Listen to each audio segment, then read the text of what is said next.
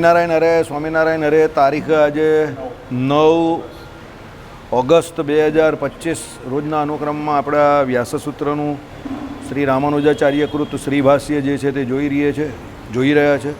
એ પહેલાં થોડીક અગત્યની વાત કરીએ. તારીખ 23/8/2025ના રોજ આપણે રાંદેર મંદિરમાં શ્રાવણ મહિનાની અમાસ નિમિત્તે સવારે 8 થી 12માં લઘુરુદ્રી રાખી છે. જે પછી આપણે બપોરે 12 વાગે બ્રહ્મ ભોજન રાખેલું છે, બ્રાહ્મણોને ભોજન. એક બ્રાહ્મણને આપણે 151 રૂપિયાનું કવર આપવાના છે. 100 બ્રાહ્મણ મિનિમમ જમાડશું, પછી જેટલા આવે એટલા હરિની ઈચ્છા. આપણે આમંત્રણ એટલાને આપેલું છે કે 100 આવી જવા જોઈએ. શાસ્ત્રોમાં 100 બ્રાહ્મણને જમાડવાનું બહુ પુણ્ય કહ્યું છે, એટલે આપણી એવી એક્સપેક્ટેશન છે કે 100 બ્રાહ્મણ જમી જાય. કઈ 23/8/2025 શનિવાર શ્રાવણ સુદ અમાસને દિવસે આપણે સવારે 8 થી 12 લઘુરુદ્રી, જેનો ચાર્જ 200 રૂપિયા રાખવામાં આવેલો છે. એ પછી જે લઘુરુદ્રીમાં જમશે એટલે બેસશે એને પણ જમાડવામાં આવશે. પણ એ પહેલાં આપણે બ્રહ્મભોજન એટલે બ્રાહ્મણોને જમાડશું. હવે એમાં ઘણા લોકો મને એવું પૂછતા હતા કે ભાઈ અમાસને દિવસે આપણે પારકું જમીએ તો પોતાના પુણ્યનો નાશ થાય, કેમ કે લઘુરુદ્રી પછી જમાય કે ના જમાય એવું મને ઘણા લોકો પૂછે. બકુ ભાઈ એટલા જ તો આપણે 200 રૂપિયા લઈએ છીએ. 200 રૂપિયા આપણે વગર નફે નુકસાને કામ કરીએ છીએ કે ભાઈ એમાં કોઈ નફો નહીં ને નુકસાન નહીં. હવે તે છતાં કોઈને લઘુરુદ્રી ઉપરાંત પણ બ્રહ્મભોજનમાં પણ આપણે ખાસો એવો ખર્ચો તો થવાનો જ છે. અને જમણવાર તમારે જે બ્રહ્મભોજન પછી પણ લઘુરુદ્રીના લોકો જમશે કે બીજા પણ જમશે તેમાં ખર્ચો તો થશે જ ને. તો એ છતાં એને પણ કંઈ બીજાએ કોઈએ એને કંઈ ઉપરવટ પણ કંઈ આપવું હોય તો એ આપી શકે છે, એમ સમજો. કારણ કે મંડળને તો ખર્ચો થવાનો જ છે. 40-50 હજારનો ખર્ચો એ દિવસે મંડળને તો ઊભો જ છે. પછી હવે જેની જે પ્રમાણે જેટલી કેપેસિટી યથાશક્તિ જે પણ કંઈ આપશે તે આપણે લઈ લઈશું અને એ પ્રમાણે આપણે કાર્યક્રમને આગળ વધારીશું. જાહેર કરવું એટલા માટે જરૂરી હતું કારણ કે ઘણા બધા લોકો એવું મને પૂછતા હતા કે અમાસને દિવસે આપણે બીજાનું પારકુવન ખાઈએ તો આપણે આખા મહિનાનું સુકૃત ચાલ્યું જાય ને. પણ મેં કહું પારકુવન તમે ખાવ તો જાય ને, પારકુવન તમે ખાઓ છો જ ક્યાં? તમે તો 200 રૂપિયા આપો છો અને 200 રૂપિયા અમે એના જ લઈએ છીએ ને તમારી પાસે કે તમને જમાડશું અને તમારી પાસે જે પૂજા કરાવશું એના લઈશું. એટલે એ પ્રમાણે જે કહેવાનું જરૂરી હતું એટલે એ જણાવી દીધું. અને એક પ્રકારે આપણે રાંદેર મંદિરમાં કાર્યક્રમ કે આયોજન છે એની આ પ્રમાણે આપણે એક જાહેરાત પણ કરી દીધી કે ભાઈ આ પ્રમાણે આપણે કાર્યક્રમનું આયોજન રાખેલું છે. રાંદેર મંદિરના કોઠારી વાસુદેવ ભગત જોડે પણ ચર્ચા થઈ ગઈ છે, ભૂદેવ જોડે પણ ચર્ચા થઈ ગઈ છે જે લઘુરુદ્રીમાં આવવાના છે તે, અને ઓલમોસ્ટ રસોઈયા જોડે પણ ચર્ચા થઈ ગઈ છે. બરાબર. તે છતાં તમારા કંઈ સૂચન હોય તો એ આવકારક છે, તમે સૂચન આપી શકો છો. બરાબર. તમારા સૂચન જો અમને યોગ્ય લાગશે તો અમે એનું અમલ કરવાના પ્રયત્ન કરશું. હવે આપણે અત્યારે જે રામાનુજાચાર્યકૃત શ્રીભાષ્ય જોઈએ છે એમાં જગતગુરુ રામાનુજાચાર્ય જે છે એમણે પોતાનો સિદ્ધાંત એટલે વિશિષ્ટાદ્વૈત મત પ્રમાણે ભગવાન જે પરમાત્મા તત્વ જે છે એનું નિરૂપણ એ કરે છે. એ પહેલાં એ જગતનું નિરૂપણ કરે છે. અને જગતગુરુ શંકરાચાર્યના અદ્વૈત વેદાંતમાં જે નિર્વિશેષ બ્રહ્મનું પ્રતિપાદન કરેલું છે કે જગતમાં બધી વસ્તુ નિર્વિશેષ છે. જે કંઈ તમને વિશેષણવાળું દેખાય છે તો ભ્રાંતિએ કરીને દેખાય છે, બાકી એની પ્રત્યક્ષ પ્રતીતિ એવી થતી નથી. એવું જે એમણે અદ્વૈત વેદાંતમાં કહેવાની પૂરેપૂરી એમણે કોશિશ કરેલી છે કે એમનો પ્રયત્ન જ અદ્વૈત વેદાંતમાં નિર્વિશેષ બ્રહ્મ પ્રતિપાદનનો છે. તો એનું અહીંયા રામાનુજાચાર્યએ ખંડન કરેલું છે કે ભાઈ જગતમાં જે કંઈ પણ તમને પ્રત્યક્ષ પણ દેખાય છે એ નિર્વિકલ્પક હોય કે સવિકલ્પક હોય એ બધું છેલ્લે કેવું છે? વિશેષણવાળું જ છે. ગઈકાલે આપણે નિર્વિકલ્પક અને સવિકલ્પકને થોડીક સમજવાની કોશિશ કરેલી, અને પછી આપણે આગળ તમને સમજીએ છીએ કે નિર્વિકલ્પક એટલે શું? તો જાતિ આદિકના જે કંઈ વિશેષણ વગરનું એટલે શું છે? મુખ્ય વિશેષણ એમાં ભલે જાતિ આદિકનું ન હોય પણ એનો મતલબ એવો નથી કે એમાં બીજા વિશેષણો ન હોય. એમાં પાણીનું ઉદાહરણ આપણે સમજ્યા હતા કે ભાઈ પાણી પણ ઘણા બધા પ્રકારના આવે છે. વિજ્ઞાનને જે જાણતો હોય એમાં તો હલકું પાણી, ડોયલું પાણી, ભારે પાણી, ઘણા બધા પ્રકારના પાણી આવે. પર્વતનું પાણી આપણે જો પીએ ને તો આપણે એ પચે નહીં, એ પર્વતીય વ્યક્તિને જ પચે. તમે ડાયરેક્ટ ઝરણામાંથી આમ ડાયરેક્ટ પાણી પીવો ને તો તમને ઝાડા થઈ જાય. તમે લોકો જવાના જ તો યાદ રાખજો, ઝરણાનું ડાયરેક્ટ પાણી નહીં લેવાનું, આપણે ન પચે. એટલે આપણે જે લઈ ગયા હોય નીચેથી કાં બિસ્લેરી જે હોય કે એવું કંઈ હોય તો એ જ પીવું. કારણ કે ઝરણાનું પાણી આપણે ન પચે, એટલે એ પ્રમાણે ઘણા બધા પ્રકારના પાણી આવે છે. એટલે પાણીમાં વિશેષણ તો છે જ, ભલે એ પાણી છે. એટલે નિર્વિકલ્પક એટલે અમુક વિશેષ રહિતનું ગ્રહણ, એટલે સર્વ વિશેષ રહિતનું એમ નહીં. અમુક વિશેષ ના હોય એમાં, પણ એવું મતલબ નથી એનો કે ભાઈ એમાં કોઈ વિશેષણ જ નથી. બરાબર. સર્વ વિશેષ રહિતનું કોઈ પણ કાળે ગ્રહણ જોવામાં આવતું નથી. મેં તમને શું કહ્યું, જગતમાં એવી કોઈ વસ્તુ જ નથી કે જેમાં કોઈ પણ વિશેષણ ન હોય. દરેક વ્યક્તિ આ જગતમાં જે કોઈ છે તે અનેક ખામીઓવાળો અને અનેક ખૂબીઓવાળો છે. નારાયણ સિવાય સર્વગુણે સંપન્ન કોઈ નથી. જીવ પ્રાણી માત્ર જે કોઈ છે તે બધામાં ખામીઓ પણ છે અને ખૂબીઓ પણ છે. પરિસ્થિતિ એવી છે કે એણે એની જે કોઈ ખૂબીઓ છે એને એની ઉપર કામ કરીને એનું ગુજરાન ચલાવવાનું છે અને એને એનો વિકાસ કરવાનો છે. ગ્રોથ ડેવલપમેન્ટ તમે જે કંઈ કહેવું તે કરવાનું છે. અને એની ખામીઓ છે એને એણે ઓળખીને કોઈ વડીલ વ્યક્તિ કે કોઈ ગુરુ જેવા વ્યક્તિઓ એની પાસે જઈને એક એક કરીને એની ખામીઓ જાણવાની છે પહેલાં, પછી એને દૂર કરવાની છે. ખામીઓ દરેકમાં હોય, લબાડ માણસ હોય કે ગમાડ માણસ હોય કે અજ્ઞાની માણસ હોય એનામાં પણ હોય, અને પોતાની જાતને જે જ્ઞાની કહેતો હોય, હોશિયાર કહેતો હોય, ચાલાક ચતુર કહેતો હોય એનામાં પણ ખામી હોય. ખામીવાળો એટલે ખામી વગરનો કોઈ માણસ અનંત કોટી બ્રહ્માંડમાં છે જ નહીં. કારણ કે આપણામાં ખામીઓ છે, દોષ છે, એટલે જ આપણે આ લીલા વિભૂતિમાં અટવાયા કરીએ છીએ. જો આપણે દોષે યુક્ત ન હોઈએ તો મુક્ત થઈ જઈએ, ભગવાનના ધામમાં ચાલીએ જઈએ. એટલે આપણામાં માયિક દોષ છે જ. કામ, ક્રોધ, લોભ, મોહ, માયા, મદ, મત્સર, આશા, તૃષ્ણા. બરાબર. એ માન, સમજો, ઈર્ષ્યા, અસૂયા, તમે જે કંઈ કહેવું તે આ બધું આપણામાં છે, વધતા ઓછા પ્રમાણમાં. સંજોગો વસાત પ્રસંગોપાત એ આપણે જોવામાં મળે. પણ એમાં આપણે શું થાય, બીજાનું હોય તો તરત દેખાય, કારણ કે આપણી નજર હંમેશા સામે છે, પણ આપણી નજર અંદર પોતાના તરફ નથી. આપણું હોય તો આપણે એ દેખાતું નથી. પેલો કહે ને એ પ્રમાણે કે એ खून भी बड़ी अजीब चीज़ है. बराबर. खुद का निकलता है तो बहुत दर्द होता है, औरों का निकलता है तो मज़ा आता है. પેલો ગુંડો બોલે જ ને એવી વાત છે. આપણે મજા તો નથી આવતી કારણ કે એ તો આસુરી લક્ષણ છે, પણ આ આપણી ખામીઓમાં આવું છે. બીજાની ખામી આપણે તરત દેખાય, પોતે આપણે આપણી જાતને બહુ હોશિયાર સમજતા હોઈએ. બરાબર. હવે આપણો અહીંયા જે ટૉપિક ચાલે છે એ ટૉપિક મુજબ તમારામાં રહેલી ખામીઓ હોય કે તમારામાં રહેલી ખૂબીઓ હોય, ખામી હોય કે ખૂબી હોય, બસ એ જ તમારી ઓળખાણ છે. અને એ જે તમારી ઓળખાણ છે એ જ તમારામાં રહેલા વિશેષ, જે કોઈ તમારી વિશિષ્ટતા તમે કહું કે એ વિશેષણો છે. સમજો, એક શ્વાસે ગાવું તો એ કોઈક વ્યક્તિની વિશેષતા છે, તો બીજો એટ ધી સેમ ટાઈમ ગાવા જાય તો એનું બિચારાનું એક શ્વાસે ગવાતું જ નથી, તો એની એ પણ વિશેષતા જ છે. નથી ગવાતું એ પણ એની વિશેષતા છે. પછી એક ભાઈ પેલા એવા પણ આવે છે એક જ રાગમાં બધા કીર્તન ગાઈ જાય, તો આપણે એમ થાય કે આને બીજો કોઈ રાગ જ નહીં આવડતો, પણ એ એની વિશેષતા છે કે એક જ રાગમાં બધા કીર્તન ગાઈ શકે છે. સમજો, તો આપણે ભલે એવું લાગે કે આને બીજો કોઈ રાગ નહીં આવડતો, પણ એ એની વિશેષતા છે ને. બરાબર. એક વખત આવું જ હતું, જગજીતસિંહ સાહેબની એક ગઝલ હતી, તે એક ભાઈ ગાતા હતા અને જગજીતસિંહ સાહેબ ત્યાં પહોંચી ગયા. બધાએ વન્સ મોર કર્યું. તો જગજીતસિંહ સાહેબે બી વન્સ મોર કર્યું. પેલો ગાવાવાળો તો ખુશ થઈ ગયો કે આજે તો આપણું થઈ ગયું કામ. જગજીતસિંહ સાહેબની ગઝલ મેં જગજીતસિંહ સાહેબની સામે ગાઈને એણે વન્સ મોર કહ્યું, એટલે તો મજા આવી ગઈ. પાછી એણે ગાઈ, પાછું બધાએ વન્સ મોર કહ્યું. જગજીતસિંહ સાહેબે પણ કહ્યું વન્સ મોર.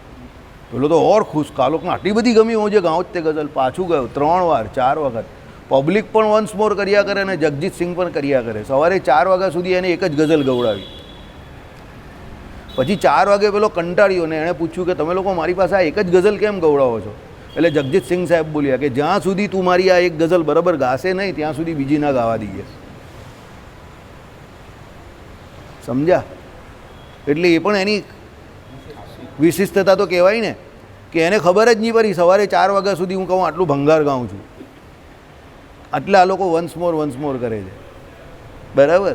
એટલે જગજીતસિંહ સાહેબ કહે કે તે મારી જે આ ગઝલ ગાઈ ને એની જે પથારી ફેરવી, જ્યાં સુધી મને યથાયોગ્ય ન લાગશે ત્યાં સુધી તારે ગાયા જ કરવાની છે વન્સ મોર. બરાબર. એટલે આવા પણ માણસ આવે તો એ પણ એક એની વિશિષ્ટતા છે કે ભાઈ આટલી હદ સુધી પણ એ બગાડી દે કે એને તમારે સવારે 4 વાગ્યા સુધી ગવડાવવી પડે. બરાબર. એટલે આ પણ એક વિશિષ્ટતા છે. તો આવી દરેક પ્રકારની વિશિષ્ટતા એ દુનિયામાં રહેલા દરેક પદાર્થની અને દરેક વ્યક્તિઓની છે. બરાબર. ચલો, અને તેમ સંભવતું પણ નથી, કારણ કે અમુક વિશેષ કરી એ આવું છે એવા પ્રકારની સઘળી પ્રતીતિ એટલે અનુભવ જ્ઞાન ઉત્પન્ન થાય છે. અમુક શું કહ્યું કે ભાઈ વિશેષે કરીને ભાઈ એનું એક વિશેષ છે કે આ આવું છે, બરાબર, એવા પ્રકારની આખી પ્રતીતિ એટલે અનુભવ જ્ઞાન ઉત્પન્ન થાય છે, એવો તમને અનુભવ થાય, બરાબર. વિશેષ એટલે કેવું વિશેષ કે ભાઈ હવે દાખલા તરીકે તમે લોકો જવાના છો આપણે હરિદ્વારથી ગંગોત્રી યમનોત્રી સુધી, તો ગંગોત્રીમાં તમે જશો બહુ ઠંડા પાણીનો અનુભવ થશે તમને, બરાબર. બપોરે 4 વાગે પણ તમે જશો અને સ્નાન કરવા જશો તો તમને એવું લાગશે બહુ ઠંડુ પાણી છે, તો એ ઠંડા પાણીનો તમને વિશેષ અનુભવ, બરાબર. એ જ પ્રમાણે બદ્રીનાથની આગળ કે પેલા બાજુ જે ગરમ પાણીના કુંડ છે સલ્ફરવાળા, તે કુંડમાં તમે નાશો તો તમને એ પ્રમાણે જે નીચેથી ચાલતા આવ્યા હશો કેદારનાથમાં જે તમે 13-14 કિલોમીટરને ઉપર પહોંચશો અને સ્નાન કરશો તો તમારો એ બધો થાક ઉતરી જશે. પૌવા લઈ ગયા હશો, ચોખા લઈ ગયા હશો તો આમ જ પેલી પોટલીની અંદર જ બની જાય તમારે, તો તમારો થાક ઉતરી જશે. તો એ થાક ઉતરી જશે તો તમને એવું લાગશે કે ના પાણીમાં કંઈક એવું વિશેષ છે કે જેને કરીને આપણી બધી મુસાફરીનો થાક ઉતરી ગયો, તો એ વિશેષ અનુભૂતિ છે. હવે આટલા ઠંડા પ્રદેશમાં જ્યાં બહાર ટેમ્પરેચર 3-4 ડિગ્રી હોય ને એમાં ગરમ પાણીનું કુંડ ને એ પણ એવું કે તમે સ્નાન કરો તો તમારો થાક ઉતરી જાય, તો એ વિશેષતા જ છે ને એ જગ્યાની, સમજો. તો આટલો ઠંડો પ્રદેશ કે જ્યાં તમને સામાન્ય ટેમ્પરેચર પર જે સામાન્ય પાણી હોય પીવામાં તકલીફ પડતી હોય એવી જગ્યા પર તમને ગરમ પાણીના કુંડ મળી જાય. હવે આનાથી વધારે વિશેષ શક્તિ પરમાત્માની કઈ કહેવાય ને વિશેષતા શું કહેવાય, બરાબર. એટલે જે કોઈ વ્યક્તિમાં કે વસ્તુમાં ભગવાને જે કંઈ વિશેષતા મૂકેલી છે એ તમને અનુભવમાં એની પ્રતીતિ થાય છે. અમુક માણસ એવા હોય કે બહુ કડક હોય, તમને એને જોઈને જેવું થઈ જાય કે આકા મળ્યો સવારના પોરમાં, આમના એવો બેઠેલો હોય ને ઊભો રહેલો હોય આમ જ તમને જોતો હોય, તમે એને જય સ્વામિનારાયણ કહો જય સ્વામિનારાયણ, કોઈ રિએક્શનની કંઈ નહીં, આમ એવો જોઈ તમને એટલે તમને એમ થાય કે આને ખોટા જય સ્વામિનારાયણ કરીએ, બરાબર. હવે એ ગમે તેવો છે પણ તમને એ સમય પર એવી પ્રતીતિ તો કરાવીને એણે કે એ એવો છે. હવે એની સામે કોઈ બીજો હોય કે જે તમને ઓળખતો પણ નથી તો પણ એ તમને શું કીધું કેમ છે ભાઈ, મસ્ત છે ને, મજા છે ને, તમને એમ થાય કે આને યાર હું ઓળખતો નથી તો પણ આવું કરી ગયો, તો એ પણ કંઈક વિશેષ અનુભૂતિ તમને કરાવી ગયો. પેલો ઓળખતો હતો તો પણ એવા ડેન્જર જય સ્વામિનારાયણ કરીએ ને કે તમને એમ થયું કે ભાઈ આની પાસે ના જવાય બીજી વખત. પેલો નથી ઓળખતો તો પણ જય સ્વામિનારાયણ પણ નહીં બોલ્યો, પણ એના એક્સપ્રેશન એવા હતા કે તમને ગમ્યું કે ના ભાઈ આ માણસને મળવા જેવું છે, સમજો. એટલે કહેવાનો મતલબ શું છે કે દરેક વ્યક્તિ કે દરેક વસ્તુ જે છે એની વિશેષતા જે છે એની અનુભવની પ્રતીતિ એ જ્ઞાનમાં તમારા આવે છે, એવું નહીં કે નહીં આવતું. વૈશાખ મહિનાનો ધોમધકતો તાપ હોય અને તમે મંદિરે સાંજે 5 વાગે પણ પેલી પારી પર બેસો તો તમારી અમુક જગ્યા પર એની વિશેષ અનુભૂતિ થાય, સમજી ગયા, બેઠા પછી પણ થાય, બરાબર. અને અહીંયા બેઠા હોવ તો પણ તમને ઉપર પંખો ચાલતો હોય તો પણ જય સ્વામિનારાયણ એની કંઈ અસર બસર થાય નહીં. આજે જ મંદિરમાં કેટલી ગરમી લાગતી હતી, પેલા મોટા પંખાની સામે જ હું ને વિજયભાઈ ઊભા રહેલા, બરાબર. કારણ કે અંદર તો જવાય એવું હતું નહીં, પેલા બિચારા નવા હરિભક્તો જે કોઈ આવેલો હોય મહિનામાં 1 વખતવાળા 2 વખતવાળા વાર તહેવારે એને બિચારાને હેરાન કરવા મેં કહું આજનો દિવસ તમને સમર્પિત. બહાર ઊભા રહ્યા, શાંતિથી દર્શન તો વ્યવસ્થિત જ થયા, આનંદ આવ્યો, મજા આવી, રાખડીના દર્શન કર્યા, ભગવાનના વાઘાના વાઈટ, કોઈ પ્રોબ્લેમ નહીં હતો. પણ પેલા આગળ ઊભા રહીએ તેવો આજે ચાન્સ ઓછો મળ્યો થોડો, જે હોય તે એની પણ એક વિશેષ અનુભૂતિ કે ભાઈ આજે પૂનમ છે, હરિભક્તોનો તાતો થોડો વધારે છે, એ લોકોને ચાન્સ આપી દીધો. પણ આપણે અત્યારે જો શાંતિ થઈ ગઈ. તો આ પ્રમાણે દરેક વિષય, વસ્તુ, દિવસ, વાર, તહેવાર, ભગવાનના વાઘા આદિકના પણ આપણે વિશેષ દિવસે વિશેષ પ્રકારના વાઘા, વસ્ત્ર, આભૂષણ, અલંકાર, માથા પર મુગટ, હારો, આ બધી આપણી દિવસે કરીને ભગવાનના વાઘા વસ્ત્રમાં પણ જો વિશેષતા રાખેલી છે તો જગત આખું વિશેષણોથી ભરેલું પડેલું છે, વિશેષણ વગરનું કંઈ નથી, બરાબર. ચાલો, ત્રિકોણ શાસનાદિ સંસ્થાન વિશેષ વગેરે વિના કોઈપણ પદાર્થનું ગ્રહણ થવું અશક્ય છે. ત્રિકોણ શાસનાદિ સંસ્થાન વિશેષ એટલે શું તે સમજાવે છે, સાંભળો. ત્રિકોણ એટલે અમુક આકૃતિ, અવયવ, રચના. શાસના એટલે ગાયનું અમુક ખાસ વિશેષ અવયવ. શાસના એટલે પેલી આગળની જે ગાયની અંદર ગોદડી હોય ને, ગાદી તમે જે કેવું ગોદડી તે કેવું છે. ત્રિકોણ એટલે આમ કરીને ત્રિકોણ જે આવે તે અવયવ, રચના, બરાબર. એટલે શું કહ્યું, ત્રિકોણ શાસનાદિ સંસ્થાન વિશેષ. ભાઈ ગાયની ઓળખાણ કોને કારણે થાય? ગાય બીજા દુધાળા પ્રાણીઓથી કેવી રીતે અલગ પડે? તો ભાઈ ગાય કેવી છે? તો ભાઈ એની અંદર ગોદડી રહેલી છે પેલી આગળના ભાગમાં આમ કરીને, બરાબર, આમ થોડી ત્રાસી, આમ ત્રિકોણ જેવો આકારવાળી છે, ત્રિકોણ સાસનાદી, બરાબર. એ ગાદી એ કરીને એ ગાય દેશી છે એ ખબર પડે કે ભાઈ આપણી દેશી ગાય છે. પેલી જર્સી છે તે કંઈ ગાય નથી, એ તો હાઇબ્રિડ છે, 3 જાનવરનું હાઇબ્રિડ મિશ્રણ કરેલું છે, બરાબર. એટલે આપણે એને ગાય માતા માનતા નથી, એનું દૂધ પણ આપણા માટે ગ્રાહ્ય નથી.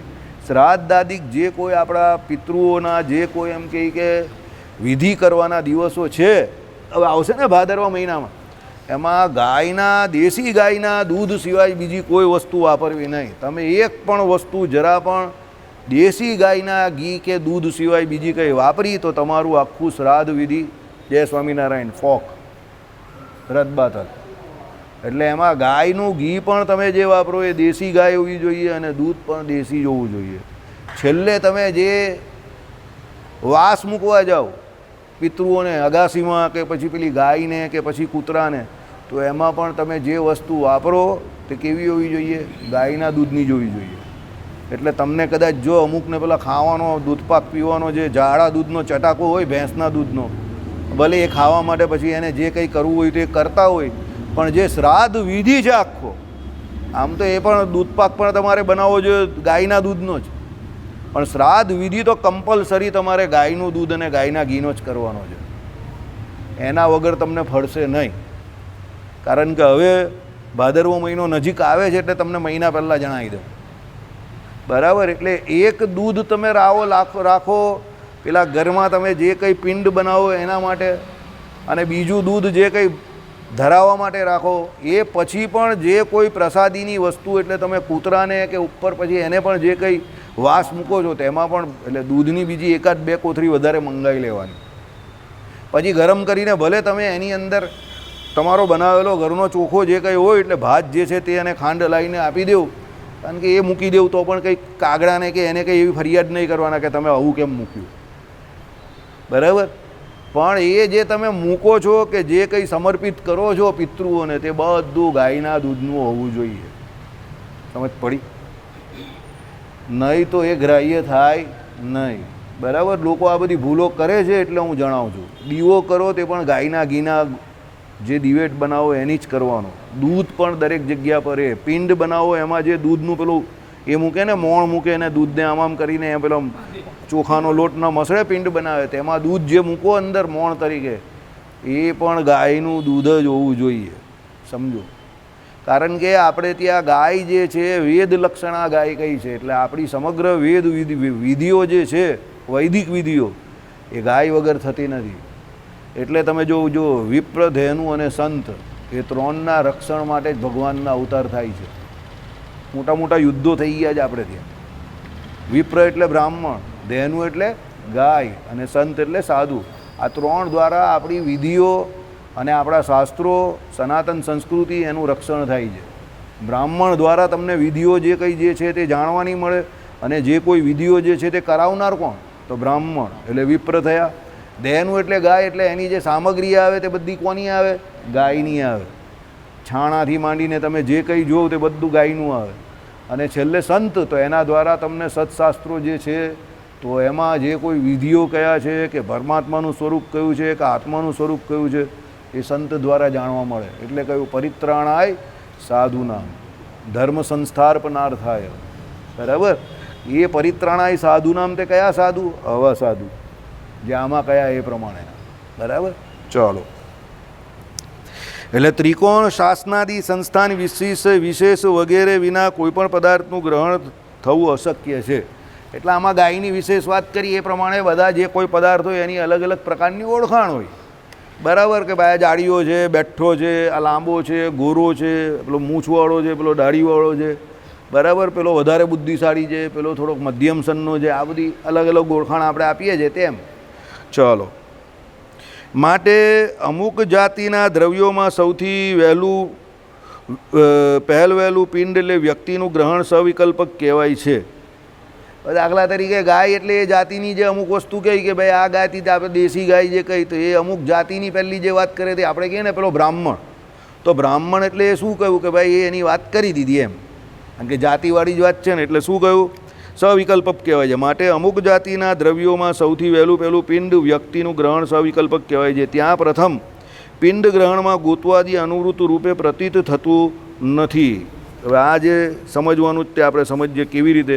ત્યાં પ્રથમ પિંડ ગ્રહણમાં ગોતવાદી અનુવૃત્ત રૂપે પ્રતીત થતું નથી. એટલે શું? જ્યાં સુધી પહેલું જ અર્થાત એક જ પિંડ ગ્રહણ થયું છે ત્યાં સુધી અનુવૃત્તિની પ્રતીતિનો અર્થાત અનેકમાં એકાકારતા જોવાનો સંભવ નથી. કારણ કે હજી અનેક જ ક્યાં છે? પછીના દ્વિતીય તૃતીય વગેરે પિંડ ગ્રહણ થતાં અનેકમાં એકાકારતા દેખાય છે. જ્યાં સુધી પેલો એક જ ગ્રહણ થયો છે કે આ એ જ છે, ત્યાં સુધી બીજું કંઈ ગ્રહણ થયું જ નથી, હજુ આવ્યું જ નહીં, તો પછી કયા બીજાનો સવાલ થાય? સમજો, સવિકલ્પક થાય પેલો ક્યારે? બીજા વિકલ્પ મળે તો થાય ને. હવે હું દાખલા તરીકે કોઈ આ વ્યક્તિને હરિને મળ્યા નથી, તો હું કહું કે હરિની ઓળખાણ આપું, તો પેલો હરિ એક જ છે અને હરિ દાઢીવાળો છે, એક જ છે, તો પછી એ કોઈ ઓળખવામાં તકલીફ જ કા છે. પણ હવે હરિ બે ચાર હોય કે હરિની ઓળખાણમાં પણ બે ચાર વસ્તુ એવી હોય કે બીજા જેવી હોય ને એવી બધી ગરબડ હોય, તો પછી તકલીફ. કારણ કે વિકલ્પ જેમ વધે એમ તકલીફ વધે ને. વિકલ્પ છે જ નહીં, પેલું એક જ છે તો ક્યાં છે? એટલે શું કહ્યું ભાઈ? પિંડ એક જ પિંડનું ગ્રહણ કરવાનું છે, એટલે એક જ વ્યક્તિનું એક જ લક્ષણથી ગ્રહણ કરવાનું છે, તો એમાં તો કોઈ પ્રોબ્લેમ જ નથી, એમાં કોઈ વિકલ્પ જેવી વસ્તુ જ નથી આવતી. બરાબર? કે પેલો આ બ્રાહ્મણ, તો એ બ્રાહ્મણ એક જ છે બધામાં, તો પછી એ એક જ છે ને, તો બીજાની કાં જરૂર પડી? પણ 100 બ્રાહ્મણ હોય તો બરાબર, તો પછી તમારે જે બ્રાહ્મણ, પછી પેલા 100 બ્રાહ્મણને તમે બોલાવો ને પછી તમને એમ કે ભાઈ આમાંથી કોઈ એક બ્રાહ્મણ એવો શોધવાનો છે કે જેને આ બધો વિધિ આવડે છે, તો ભાઈ એ વિધિ જેને આવડે એ શોધવો પડે ને. એ તો પેલા 100 બ્રાહ્મણ તો છે જ, પણ એને વિધિ આવડે એ બધા એવા નથી. સમજ પડે છે? એટલે આ પ્રમાણે સવિકલ્પક અને નિર્વિકલ્પક આ પ્રમાણે થાય. સમજો, 100 બ્રાહ્મણ હોય તો પછી તમારા માટે શું થઈ ગયું? સવિકલ્પક થઈ ગયું ને. ભાઈ એક જ બ્રાહ્મણ છે તો પછી કાં સવિકલ્પક છે? તો એ તો નિર્વિકલ્પક જ છે ને, કે ભાઈ આ જ છે, ચાલ જે હોય તો આનાથી કામ પતાવો. બરાબર? એવું છે.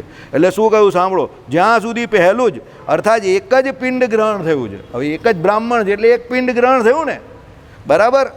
ત્યાં સુધી અનુવૃત્તિની પ્રતીતિનો અર્થાત અનેકમાં એકાકારતા જોવાનો સંભવ નથી. ત્યાં સુધી બીજાને જોવાનો સંભવ જ કાં છે? કારણ કે જે એક આવ્યો તે બ્રાહ્મણ છે, કે એક આવ્યો એક ક્ષત્રિય છે, કાં એક આવ્યો તે રાજા છે. બરાબર? એ પ્રમાણે. કારણ કે હજી અનેક જ ક્યાં છે?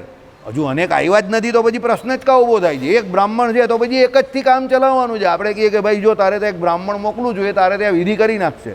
હવે એ જ આવી ગયા છે ને એ વિધિ કરી નાખશે, જેમ મેં પેલા જિજ્ઞેશભાઈને મોકલાય એ પ્રમાણે, તો અમારે કંઈ પ્રોબ્લેમ જ નથી. પણ એકની જગ્યા પર 3 જિજ્ઞેશભાઈ આવી જાય તો ભાઈ તમે વિચાર કરતા થઈ જાઓ, વિધિ કોની પાસે કરાવવો? સમજ પડે છે? જેમ મારા ફોનમાં જિજ્ઞેશભાઈ 10-15 છે અને બધા મહારાજ જ છે પાછા. હવે મારે કયા જિજ્ઞેશભાઈને ક્યારે ફોન કરવાનો ત્યારે હું જ કન્ફ્યુઝ છું, અને હું ફોન કરું ને ત્યારે હંમેશા રોંગ જિજ્ઞેશભાઈ જ ફોન ઉચકે છે. હવે એ રોંગ ઉચકતા નથી, હું રોંગ ફોન કરું છું. કેમ? બધું સવિકલ્પક થઈ જાય છે. એટલે બધામાં નામ લખેલા જિજ્ઞેશભાઈ મહારાજ, જિજ્ઞેશભાઈ મહારાજ, જિજ્ઞેશભાઈ મહારાજ. હવે સ્ટોર કર્યા હોય ત્યારે જિજ્ઞેશભાઈ મહારાજ. હવે અંદર બધા જિજ્ઞેશભાઈ મહારાજ જ ભેગા થઈ ગયા, કારણ કે આપણે જ મહારાજ, તો આપણી પાસે બધા મહારાજને જ ફોન હોય ને. જો રાંદેર મંદિરમાં સેવા કરે છે જિજ્ઞેશ મહારાજ, રાંદેર મંદિરમાં એક કર્મકાંડ કરે છે જિજ્ઞેશ મહારાજ, મારા ઘરે એક આવે છે તે જિજ્ઞેશ મહારાજ. આ 3 જિજ્ઞેશ મહારાજ તો આમ જ છે. હવે આ 3ની મને કાયમ જરૂર પડે. હવે બધા જ મહારાજ, એટલે હું ફોન લગાવું ને તો પહેલાંને લગાવું તો બીજાને લાગે, બીજાને લગાવું તો ત્રીજાને લાગે. પેલો કહે હા વાસુદેવભાઈ, હા. પેલો કહે કે હા હું આવી જઈશ. પેલો કહે હવે બધાને બોલાવવાના જ, એટલે કંઈ વાંધો નથી આવતો. હવે બધા જ આવી જજો, કારણ કે બધા બ્રાહ્મણ જ છે. સમજી ગયા? પણ બહુ ગરબડ, કભી બહુ ગરબડ. આઈડિયા આવે છે? એટલે સવિકલ્પકમાં આવી પ્રોબ્લેમ થાય, પણ નિર્વિકલ્પક એક જ જિજ્ઞેશભાઈ હોય કોઈ, તો કોઈ પ્રોબ્લેમ જ નથી. સમજ પડી ગઈ? અહીંયા એ કહેવા માગે છે કે એક જ પિંડ જે છે, પિંડ એટલે વ્યક્તિ. હવે એમાં જ તમારે કોઈ બ્રાહ્મણ એક જ છે તો પછી પ્રોબ્લેમ જ નથી ને. બરાબર? પણ અનેક થાય તો પછી એ પ્રોબ્લેમ થઈ શકે છે. બરાબર? ચાલો, એટલે પછીના દ્વિતીય તૃતીય વગેરે પિંડ ગ્રહણ થતાં અનેકમાં એકાકારતા થાય છે. પછી બધા બ્રાહ્મણ જ હોય. એક બ્રાહ્મણ, મેં તમને કહ્યું પ્રમાણે એક જિજ્ઞેશભાઈ, બીજો જિજ્ઞેશભાઈ, ત્રીજો જિજ્ઞેશભાઈ, લક્ષ્મીનારાયણ 1, લક્ષ્મીનારાયણ 2, લક્ષ્મીનારાયણ 3 એવું થઈ જાય. 1 2 3 થઈ જાય, બધા ફરતા થઈ જાય. યાદ આવી ગયું ને તને? હા, મને ખબર કે કોઈને ને યાદ આવશે જ. બરાબર? પેલાનો સામાન પેલા પાસે, પેલાનો સામાન પેલા પાસે, પેલાનો સામાન પેલા પાસે. ને પછી ગરબડ ઊભી થઈ જાય તો મજા આવે તમને લોકોને, બરાબર? એટલે એવું થઈ જાય, એટલે પિંડ પછી વધતા જાય, એટલે વ્યક્તિ જેમ વધે એમ ગરબડ વધતી જાય પછી, બરાબર? આવું અહીંયા કહેવા માંગે છે. આમાં શું હોય, પુસ્તક જે ભાષામાં લખાયો હોય ને એ ભાષાથી આપણે પરિચિત ન હોય એટલે આપણે એમ કે બહુ અઘરું, પિંડ ગ્રહણ. પિંડ એટલે કંઈ નહીં, વ્યક્તિ. આમાં પિંડ લખેલું, આપણે એમ કે પિંડ એટલે શું હશે? પિંડ એટલે વ્યક્તિ ભાઈ, બરાબર? એટલે ભાઈ તમારા જેવા કોઈ વાંચવા બેસે એટલે તમે વિચાર કરો કે વાસુદેવભાઈ બહુ અઘરું છે, આ તો સમજ જ નહીં પડતી કાંઈ આમ તેમ. હવે ભાઈ તમને પણ સમજ પડતી જ હોય, પણ તમને અમુક શબ્દ હોય ને એનાથી તમે પરિચિત ન હો એટલે ગરબડ ઊભી થાય, બરાબર? ચાલો, એટલે શું કહ્યું ત્યાં? પ્રથમ પિંડ ગ્રહણમાં ગોતવાદી અનુવૃત્ત રૂપે પ્રતીત થતું નથી. પહેલાંમાં તો હોય તો હવે એ ગાયને પેલી ગોદડી છે કે નહીં, કાં ગ્રહણ કરે? એક જ ગાય છે તો સમજ પડે કે નહીં, બરાબર? પણ પછી 25-50 ગાય એટલે પેલો ઓળખાણ આપવા માટે એક ગાય પેલી જે જાડી છે તે આ રંગની છે, તે મોટી એની જાડી પેલી શું છે આગળ ગોદડી લટકે છે, એ ગાય મારી છે. ઉપર ઘૂઘરી પણ છે, ચાલે એટલે તમ તમ તમ અવાજ આવે છે, આમ ઝૂમ ઝૂમ ઝૂમ ઝૂમ ઝૂમ. એ ઘૂઘરીવાળી ગાય છે તે ને તો આપણી છે એમ. હવે સમજ પડી? એટલે એ એક વિશેષ ઓળખાણ થઈ કોની? પેલી ગાયની. કેમ? ઘણી બધી ગાય છે એટલે, પણ એક જ ગાય હોય તો, બરાબર? એટલે કહેવાનો મતલબ શું છે, આપણા મંડળમાં મને પહેલાં એવું હતું કે એક ભાઈ જે છે તે ગાય જેવા માણસ છે, બરાબર? આજે નથી આવેલા, પછી હવે અત્યારે મને ખબર પડી કે એ તો ગાય જેવા નહીં, બહુ ખતરનાક માણસ છે. ચાલો, એટલે હવે શું થયું? પછીના પિંડના ગ્રહણ થાય છે એમાં જે એની અનુવૃત્તિની પ્રતીતિ થાય છે. પ્રથમ પિંડ ગ્રહણમાં જણાવેલું વસ્તુ સંસ્થાન રૂપ પદાર્થના અમુક આકાર રૂપ એટલે ગોતવાદી, તે દ્વિતીયાદી પછીના પિંડ ગ્રહણમાં અનુવૃત્તિ ધર્મવાળું સમજાય છે. એટલે એના જેવા જ ધર્મવાળું, પેલું અનુવૃત્તિ એટલે એના જેવા ધર્મવાળું એમ. એ કેવી રીતે તે સાંભળો, અનુવૃત્તિ ધર્મવાળું સમજાય કેવી રીતે? ગોત્વ એ ગોની આકૃતિ એટલે સંસ્થાનનું નામ છે. ગોત્વ એટલે પેલી ગોદડી, બરાબર? એ શું કહ્યું? એ ગોની આકૃતિ સંસ્થાનનું નામ છે. નહીં, ગોત્વ એટલે એના સંસ્થાનનું, એટલે આપણે કહીએ ને જાત, ગાયની આખી જાત, એને ગોત્વ જાત કહ્યું. એટલે એ ગોની આકૃતિ સંસ્થાનનું નામ છે. પ્રથમ ગો ગ્રહણ થાય છે તેમાં ગોત્વ તો હોય છે, પણ તે અનુવૃત્ત રૂપે પ્રતીત થતું નથી, બરાબર? દ્વિતીય ગો ગ્રહણ થતાં ગોત્વ અનુવૃત્ત રૂપે પ્રતીત થાય છે. સવિકલ્પક અને નિર્વિકલ્પક વચ્ચે ભેદ એ કે એકમાં ગોત્વ અનુવૃત્ત રૂપે પ્રતીત થાય છે અને બીજામાં અનુવૃત્તિ વગરનું પ્રતીત થાય છે. સવિકલ્પક અને નિર્વિકલ્પકમાં ફરક શું છે એ સમજો. એકમાં જે ગોત્વ જે છે તે શું છે? અનુવૃત્તિથી પ્રતીત થાય છે અને બીજામાં નહીં થતું, સમજો. અને બીજામાં અનુવૃત્તિ વગરનું પ્રતીત થાય છે. હવે સમજો, એકમાં ગોત્વ અનુવૃત્તે રૂપે પ્રતીત થાય છે, સાંભળો, પણ તે અનુવૃત્ત રૂપે પ્રતીત નહીં થતું. હવે પહેલું જે ગાય હોય એમાં એ અનુવૃત્ત રૂપે પ્રતીત નહીં થાય, કારણ કે પહેલી ગાય આવી ગઈ, તમે કહો કે જે મને જોઈતી હતી તે ગાય આવી ગઈ, એટલે તમારે કંઈ એમાં અનુવૃત્ત રૂપે કંઈ પ્રતીત, પેલો કંઈ આ ગાય છે તે એક જ ગાય છે, બરાબર? પણ પછી તમે 4 મિત્રને કહ્યું હોય કે મારે ગાય જોઈએ છે, ગાય જોઈએ છે, ગાય જોઈએ છે, 4માંથી કોઈ એક જ મિત્રએ મોકલી હોય ને તમારું કામ થઈ જાય તો કોઈ પ્રોબ્લેમ જ નથી. પણ 4ની ગાય આવી ગઈ તો ભાઈ તમારે પૂછવું પડે, ભાઈ તારી કઈ ગાય છે, તારી કઈ ગાય છે, તારી કઈ ગાય છે? સમજ પડી ગઈ? એટલે પછી જે બીજી ગાય આવી તે, પછી ત્રીજી ગાય આવી તે, ચોથી ગાય આવી તે, તેમાં અનુવૃત્ત રૂપે એટલે તમારે પેલી અનુવૃત્તિથી એ પ્રતીત તમારે કરાવવું પડે. કેવી રીતે? એની ઓળખાણ અલગ અલગ કાઢવી પડે, કારણ કે પછી એ તમારે લોચા પડવા માંડે. એટલે તમારે પેલાને પૂછવું પડે, ભાઈ તારી કઈ ગાય છે? તે મોકલી જ ખરી? ભાઈ પેલો છેલ્લે તમને બોમ્બ ફોડે, હો 4 મેં જ મોકલેલી, હા તો પેલો કંઈક આ તો 4 આની જ છે, સમજો. એટલે હવે એ પણ પાછું તમારે જાણવું પડે, કારણ કે તમે 4 માણસને ફોન કરેલા પણ મોકલી કોઈ એક જ, અને એમાં પાછી કોઈ એણે ભાઈ 4 મોકલ્યું, સમજો. એટલે એ 4માંથી પછી એ પાછો કહે કે જો પેલી સફેદ કલરની છે ને તે સૌથી સારી ગાય છે, સૌથી જૂની અને દુધાળી ગાય છે અને બહુ કૈયારી ગાય છે, અને સારામાં સારી ગાય એ જ છે, બરાબર? એ સફેદ કલરની. એટલે હવે એ એણે કહ્યું તો એક શું કહ્યું? એક વિશેષ ઓળખાણ આપીને કહ્યું. એટલે પછી તમે એનો તમારા જે કંઈ કામ હોય એમાં ઉપયોગમાં લેવો, બસ આવી વાત છે. બીજું કંઈ નવું છે નહીં. તમને એમ કે સવિકલ્પક નિર્વિકલ્પક એટલે બહુ અઘરું હશે, એવું કંઈ અઘરું છે નહીં. આપણે તમને જે કહ્યું એ પ્રમાણે કે એક બ્રાહ્મણ જિજ્ઞેશભાઈ આવે તો કોઈ પ્રોબ્લેમ નથી, પણ 4 આવે તો તમારે ભાઈ નક્કી કરવું પડે ને કે કયા જિજ્ઞેશભાઈ, એ વાત છે. એક બ્રાહ્મણ જિજ્ઞેશભાઈ છે સમજો, તો એમાં તો કોઈ વિકલ્પ છે નહીં, એટલે એ તો નિર્વિકલ્પક જ છે, એમાં કોઈ વિકલ્પ ઊભો જ નહીં થતો, એમાં કોઈ અનિવૃત્તિ ગ્રહણ નહીં થતી. પણ 4 જિજ્ઞેશભાઈ આવી ગયા તો ભાઈ તમારે ફોનમાં જોવું પડે, હાલા મેં કયા જિજ્ઞેશભાઈને કેમ ફોન કરેલો, સમજ પડી ગઈ? એટલે પછી તમારા પાસે સવિકલ્પક થઈ ગયું બધા જિજ્ઞેશભાઈ. પણ મૂળ એક વસ્તુ યાદ રાખજો, એ સવિકલ્પક છે કે નિર્વિકલ્પક છે એ બધા તમારા ફોનમાં છે. એટલે બધા જિજ્ઞેશભાઈ કામના છે, કારણ કે કામનો હોય તો જ ફોનમાં હોય ને, સમજો. એટલે નિર્વિકલ્પક છે કે સવિકલ્પક છે, બધાના વિશેષણ છે. મેં વિશેષણ તમને કહ્યા. એક જિજ્ઞેશ મહારાજ જે આવે તે મારે ત્યાં મહાલય શ્રાદ્ધ કરવા આવે છે. બીજા જિજ્ઞેશ મહારાજ જે છે તે વાસુદેવ ભગતને ત્યાં સેવા કરે છે. ત્રીજા જિજ્ઞેશ મહારાજ છે તે વાસુદેવ ભગતને ત્યાં જ આ બધી વિધિઓ કરાવવા આવે છે. પણ બધા જોડાયેલા છે આ ભગવાનના કામમાં જ. એ બધા વિશેષણ એ જિજ્ઞેશ મહારાજમાં, અને એ જિજ્ઞેશ મહારાજમાં એટલે જ મને કન્ફ્યુઝન થાય છે, અને કે બધા આ જ કામમાં જોડાયેલા છે. હવે આવતીકાલથી આપણી સભા ન થશે, બરાબર. 10 તારીખથી માંડીને 11 તારીખથી કાલે છે. ઓકે, તો કાલે આપણે ચાલુ રાખશું. પછી 11 તારીખથી 17 તારીખ સુધી આપણી સભા ન થશે. એ તો આપણે ગઈકાલે જણાવ્યું જ હતું. આપણે બધા ભાગવતજીની કથામાં બેસશું, અને સમય મળશે તો આપણે ત્યાં નારાયણ મુનિદેવની સામે જે છે તે ચેષ્ટા બોલશું, બરાબર. એટલે 8:20 જેવું થાય તો બધા ત્યાં આવી જજો, એટલે આપણે ત્યાં ચેષ્ટા બોલશું. શ્રીપતિમ શ્રીધરમ સર્વ